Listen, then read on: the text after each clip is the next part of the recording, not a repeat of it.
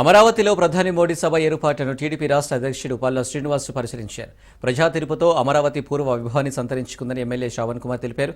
ప్రధాని మోడీని ఆంధ్రప్రదేశ్ ప్రజలు ఆనందంతో ఆహ్వానిస్తున్నారని టీడీపీ రాష్ట్ర అధ్యక్షుడు పల్లా శ్రీనివాస్ అన్నారు. దీనిపై మరింత సమాచారం మా ప్రతినిధి వాసు అందిస్తారు.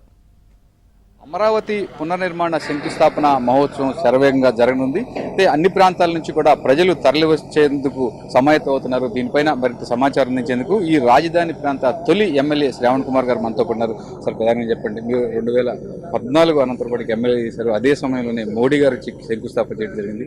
అనేక కష్ట నష్టాలు ఓర్చుకున్నారు. అంటే మరలా మేము శంకుస్థాపన చేయగలమా అన్న తరుణంలో ప్రజలు ఒక మంచి తీర్పు ఇచ్చారు.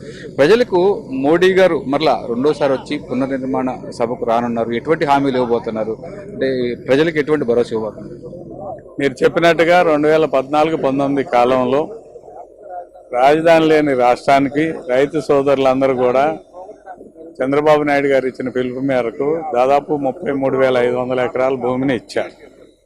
ఇచ్చిన తర్వాత అనేక రకాలైన అభివృద్ధి కార్యక్రమాలు ఇక్కడ జరిగినాయి, చాలా వరకు జరిగినాయి.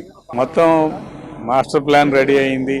తర్వాత ఐఏఎస్ ఆఫీసర్ క్వార్టర్స్ రెడీ అయినాయి, అసెంబ్లీ, సెక్రటేరియట్, అదేవిధంగా హైకోర్టు బిల్డింగు, ఇవన్నీ కూడా నిర్మాణం జరిగినాయి. గ్రూప్ 4 క్వార్టర్స్ కూడా నిర్మాణం జరిగినాయి. ఎమ్మెల్యేలు, ఎమ్మెల్సీల యొక్క క్వార్టర్స్ కూడా 75-80% పూర్తయినాయి. ఈ సందర్భంగా తిరిగి మళ్ళా అధికారానికి వచ్చుంటే ఈ ప్రాంతం వైభవపేతంగా కనపడేది. కానీ దురదృష్టవశాత్తు 2019 నుంచి 24 వరకు జగన్మోహన్ రెడ్డి గారి పరిపాలనలో నరకం చూశారు ఈ ప్రాంత ప్రజలు, రాష్ట్ర ప్రజలు కూడా.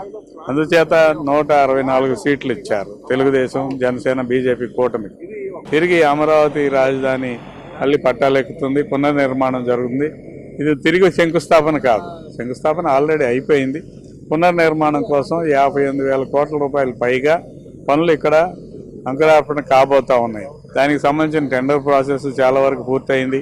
దీంతోపాటు రాష్ట్ర వ్యాప్తంగా కొన్ని అభివృద్ధి ప్రాజెక్టులు ప్రధానమంత్రి గారి చేతుల మీదుగా ప్రారంభం కాబోతా ఉన్నాయి. ఇటువంటి కార్యక్రమాలన్నీ ఇక్కడ జరగటం చేత తిరిగి అమరావతి పునర్నిర్మాణంతో పాటుగా ప్రపంచవ్యాప్తంగా గుర్తింపు సాధించబోతా ఉంది. ప్రధానంగా చూసుకుంటే కనుక ప్రజలు ఇచ్చిన తీర్పు అమరావతి మరలా కావాలని, అలాగే ఇక్కడ రైతులు ఇచ్చిన కష్టమన్నా కానివ్వండి, రైతులకు జైలుకు వెళ్ళి అనేక సంఘటనలు ఎదుర్కొన్నారు. వీరికి మరలా ఏపీ ప్రభుత్వం నేడు జరగనున్న పునర్నిర్మాణ శంకుస్థాపన కార్యక్రమం ద్వారా ఎటువంటి భరోసాని ఉన్నారు, ఎటువంటి నమ్మకం కలిగించున్నారు? ఇటువంటి పరిస్థితుల్లోనూ అమరావతి ఇక్కడే ఉంటుందనేది స్థాపితమైపోయింది. ఎందుకంటే పడిన కష్టం అలాంటిది, ఈ ప్రాంత రైతాంగ సోదరులు పడిన కష్టం అలాంటిది.